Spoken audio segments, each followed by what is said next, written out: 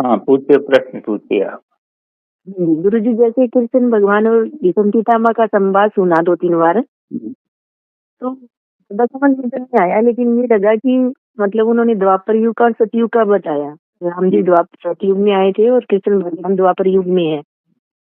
तो मुझे लगता है अपना कपट, जैसे कपट, चोरी, झूठ, चुगलियां, यही सुनना पसंद कर रहे हैं और बार बार रिपीट कर रहे हैं इसी को, छोड़ना भी चाहते हैं। लगता है कि करने से अंदर गिलानी भी हो रही है और दुख भी पा रहे हैं और फिर भी नहीं छूट रहा। तो कैसे छोड़े जी इसको? ऐसा है, ये तो आपका एक अलग से एक प्रश्न है, इसका संवाद से कोई लेना देना नहीं है। जी जी, माफ संवाद, करना। हाँ, संवाद तो उनका अलग है। जी जी। तो अब अपने अंदर का छल कपट कैसे खत्म हो, हाँ जी। तो ये एक बड़ा महत्वपूर्ण प्रश्न है।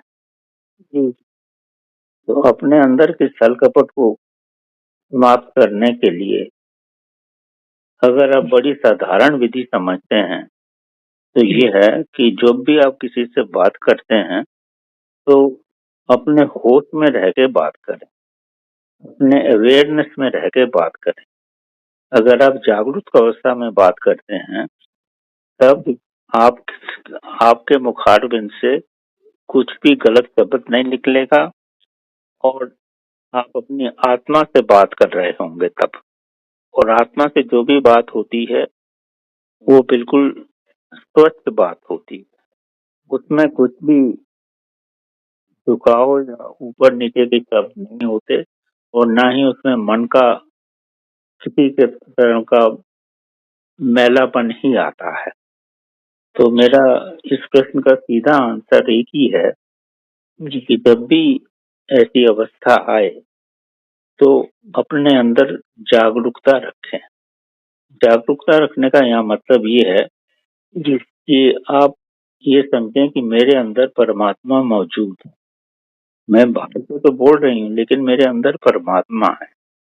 जब इतना भी आप एहसास रखोगे जी। कि मेरे को परमात्मा अंदर से देख रहा है, तो आप कुछ भी ना गलत सोच पाओगे और ना ही आपके अंदर से कोई गलत भावना का निष्कासन होगा। तो अगर इतना भी आप कर सको किसी से बात करने में, अपने अंदर ध्यान रखो कि मेरे अंदर परमात्मा है जो सब सुन रहा है, सब देख रहा है और सब नोटिस कर रहा है। मेरी हर चीज रजिस्टर हो रही है, मेरी हर चीज एक किस्म से लिखी जा। जितना भी अपने अंदर आप एहसास भी करते हो, तब भी आपसे कुछ गलत नहीं होगा, न ही आपका गलत और न ही गलत शब्दों का आपके मुख से उतर। आप करके देखिए, इससे अवश्य आपको सहायता। ठीक है। गुरु जी, एक और प्रश्न है। हम्म। जैसे गुरु जी, शब्दों में तो कम आता है और अंदर गंदा चल रहा है जी। उसके हाँ, पति सामने तो बहुत प्यार से बोल रही हूँ और अंदर चल रहा है, जैसे पति देव ने कुछ बोला, प्यार से बोल रही हूँ, कर रही हूँ, लेकिन अंदर चल रहा है कि बहुत गंदा। तो ठीक है, ये कैसे मिटाएं? ऐसा है ना, जब आप अंदर और बाहर से अलग अलग होते हैं, तो इसी को पाप कहा जाता है।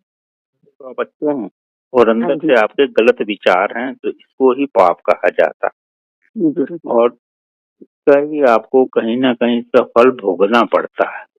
हाँ जी। तो अगर इस पाप को ही आपको अपने जीवन से हटाना है, हाँ जी गुरु वो जी। तभी हट सकता है जब आप अंदर जागे हुए हो।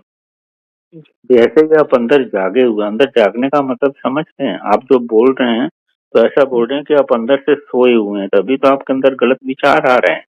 जी गुरु जी। आप सोए हुए हैं तो आपके अंदर, घर के अंदर चोर घुस रहे हैं। जी अगर गुरु जी। अंदर से आप जागरूक हो, जागरूक कैसे होता है आदमी? जागरूक होता है जब वो अंदर से अपनी चेतना के साथ हो। चेतना क्या है? चेतना है भगवान का एक रूप। अगर आप अपने अंदर ये विश्वास करके चलो कि मेरे अंदर परमात्मा है, भगवान है, मेरी आत्मा है, तो कभी भी आपके अंदर कोई गलत विचार नहीं। मात्र इतना ही ध्यान रखो कि मेरे अंदर भगवान है, मेरे अंदर आत्मा है जो हर चीज को देख रही है। तो ये अंदर के विचार एकदम ही समाप्त हो जाएंगे, एटलीस्ट गलत विचार समाप्त हो। ठीक है। और अगर इसको लॉन्ग रन में इसकी प्रैक्टिस करनी है तो रोज सुबह शाम तक अपने सांसों पे ध्यान दो। जैसे ही सांसों पे ध्यान दोगे तो आप अपनी आत्मा के साथ जुड़ते जाओगे। आत्मा के साथ जुड़ोगे तो ऐसा लगेगा कि आप परमात्मा के साथ जुड़ रहे हो। जब परमात्मा के साथ हो तो फिर किसी गलत विचार का या किसी गलत धारणा के आने का तो प्रश्न ही नहीं। ये करके देखो, अवश्य इसमें कहीं ना कहीं आपको सहायता जरूर